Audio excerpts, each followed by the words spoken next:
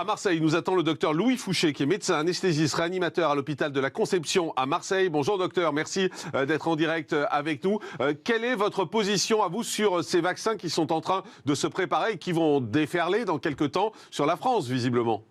Bonjour Monsieur Morandini, j'espère que vous allez bien. Vous aussi, à Marseille, il y a un petit air de fin de confinement et d'épidémie qui fait du bien. On sent la liberté arriver. Exactement. Ça fait plaisir. Juste, je parle pour moi, je parle pas du tout pour mon institution. Je suis le porte-parole d'un collectif qui s'appelle Réinfo Covid. Et mes conflits d'intérêts, que je suis obligé de donner, normalement, légalement, donc je vous l'ai dit, sont de 450 € sur la base transparence santé. Mais ça, c'est que le dessus de l'iceberg. Vous savez que les conflits d'intérêts sont un vrai problème qui vient de manière interstitielle dans la vie des médecins et de l'industrie pharmaceutique. Si vous prenez Patrick Vallance, qui est le patron du conseil scientifique anglais, il a 600 000 livres sterling d'actions chez GlaxoSmithKline, qui est une firme vaccinale.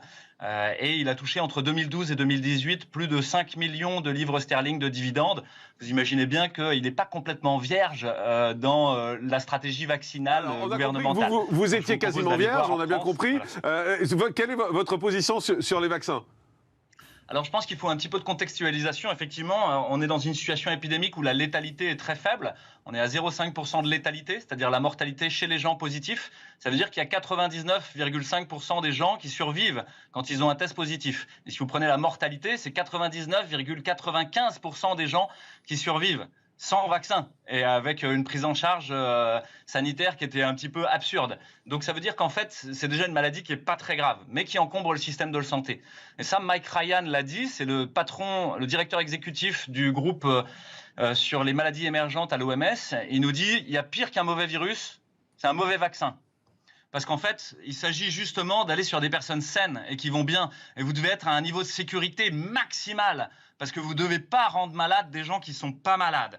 Donc là, il y a une vraie question à se poser. Et le problème, c'est que la science a été en partie cassée comme outil à dire la vérité, comme boussole à dire le nord. Et ça, ce n'est pas moi qui le dis, c'est Kamran Abbasi, qui est le patron du BMJ, le British Medical Journal, qui fait un éditorial où il dit « Covid-19, politicization, corruption ». And suppression of science. Et il parle spécifiquement des vaccins en disant qu'on va avoir un problème à savoir réellement quels sont les effets secondaires ou pas.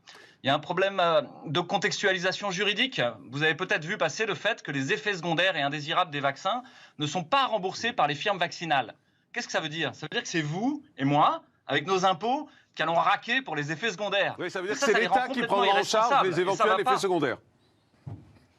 Il ne paye pas pour les effets secondaires, c'est vous et moi qui payons. Oui, c'est l'État, c'est ça. C'est-à-dire que l'État n'a pas intérêt à voir les effets secondaires, sinon il va raquer. Et donc il y a très peu de financement sur la recherche sur les effets secondaires. C'est un vrai problème en France et partout dans le monde. La bibliométrie autour des effets secondaires des vaccins est très particulière, elle est très faible. Il y a très peu d'équipes qui peuvent même travailler dessus. Donc là, on a un problème éthique de fond sur la structure législative et juridique dans laquelle on baigne.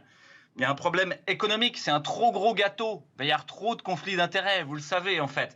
Il y a un problème démocratique, c'est que petit à petit, les médecins, le pouvoir et les marchands prennent le pouvoir sur vous. Bientôt, ils auront droit de cuissage.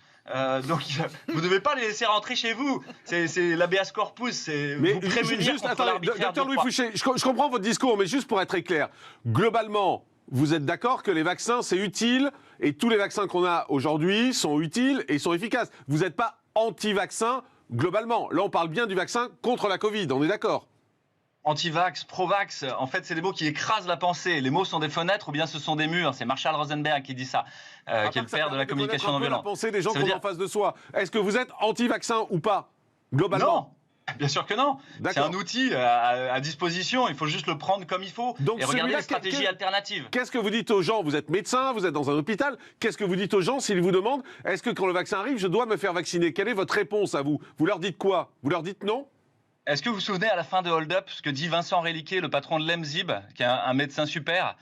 Quand on lui pose cette question-là, il fait... référence internationale. Hein. Il fait... Et il dit, j'ai ma réponse. Et donc vous, c'est ce que vous dites aux patients quand ils vous demandent? Je leur dis bien sûr que non, vous n'êtes ni des cobayes, ni les jouets du gouvernement ou des puissances d'argent. Mais ça veut dire que pour vous, ce défendre contre l'arbitraire du roi. Bien sûr que non, il ne faut pas vous faire vacciner. Ça veut dire que ce vaccin, pour vous, n'a aucune utilité? Non, pas du tout. C'est-à-dire qu'il faut attendre de savoir s'il est efficace. Et pour le moment, vous n'avez les données que de l'industrie. Il n'y a pas de monitoring extérieur. Donc, quand on vous dit 95% d'efficacité, en fait, vous n'en savez rien. Parce que moi, si je veux vendre ma sauce, je vais vous dire que c'est génial. Hein. Donc, pour le moment, il n'y a pas de peer reviewing réel. Et donc, vous ne savez pas si c'est efficace ou pas. Et l'autre chose, c'est que vous êtes sur une technologie vaccinale qui est extrêmement novatrice, qui est probablement très intéressante, mais dont on n'a aucun recul. Je vais vous dire un truc secret, c'est que l'ARN peut même se rétrotranscrire. Vous en avez parlé, hein, c'est le rétrotransposon. Ça, on a 8% de notre génome qui est composé de ça, de virus rétrotranscrits. Et ça arrive chez les gens qui ont une rétrotranscriptase et une intégrase. Et c'est qui dans notre population? Chez les gens VIH ou porteurs d'HTLV1. Donc attention, méfie pour ces gens-là. C'est-à-dire que potentiellement, ils pourraient intégrer du virus dans leur génome. Et ça, c'est pas bon du tout, parce qu'on sait que c'est même à l'origine peut-être de la schizophrénie ou de choses comme ça. Il y a des études dessus. C'est un peu...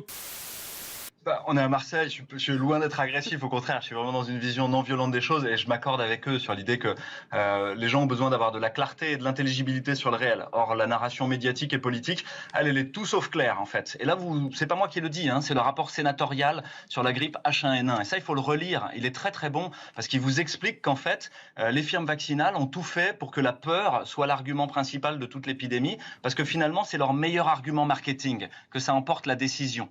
Et effectivement, je rejoins le docteur Simeka, je crois qu'il parlait de prudence. C'est la phronésis chez Aristote, c'est l'intelligence du courage. Et l'intelligence du courage, c'est aller de se renseigner en fait. Donc d'aller voir ce qui s'est passé pour les anticorps facilitants du Dengvaxia par exemple, de Sanofi. Ça c'était très intéressant, c'est vraiment la mauvaise bonne idée. Le public ne va pas faire ça. Vous imaginez bien que le public ne va pas faire ça, docteur. Nous, ce qu'on va faire, en tout cas moi ce que je vais faire, c'est que je vais voir mon médecin traitant, mon généraliste, et je vais lui dire, est-ce que je dois me faire vacciner ou pas? Quel est votre avis? C'est vis-à-vis de ce médecin généraliste en qui on a a priori tous confiance, et avec raison, c'est à lui qu'on va poser la question, ou on va se faire un avis en écoutant les médecins sur les plateaux. Mais quand on vous écoute, on a le sentiment quand même... Allez, comment le dire? Il y a un peu une notion de complotiste, malgré tout, quand on vous entend. Non, c'est le rapport sénatorial de H1N1, donc ça en particulier, je parle globalement. Taxés d'être de dangereux complotistes. Mais juste, la formation des médecins quant à la vaccination est assez intéressante. Il y a environ 4 heures de formation et finalement, on leur apprend à annoncer le calendrier vaccinal par cœur, parce que c'est la question d'internat, et à avoir les quelques punchlines qui permettent de le défendre. Mais si vous prenez réellement la plupart des médecins, il y a beaucoup de gens qui ne savent pas ce qu'il y a dedans, ils ne savent même pas si c'est ADN ou ARN, ils ne savent pas quelles sont les données de mortalité, etc. Et donc, il y a besoin que la population fasse cette montée en compétence de savoir. Docteur Alem, vous